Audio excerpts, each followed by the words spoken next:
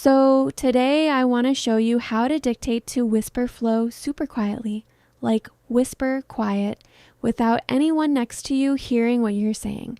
Perfect if you work in an open office or a coffee shop. First thing to know, there's no secret whisper mode button you have to flip on. Flow already understands whispers just as accurately as normal speech. The real key is your microphone. Head into settings, then general, then microphone. Click change here. This is the part people skip. If you're on AirPods or any Bluetooth earbuds, Flow will actually flag them with a little warning icon because they sit too far from your mouth, like 6 to 8 inches away. At whisper volume, that's just not close enough. Instead, pick your built-in laptop mic, a wired headset, or, if you really want reliable whisper pickup, a clip-on lav mic that sits an inch or two from your mouth. Select it manually here instead of leaving it on auto detect.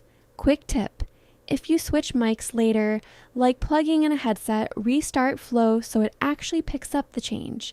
And that's it. No toggle, just the right mic position close, and you're good to whisper dictate anywhere.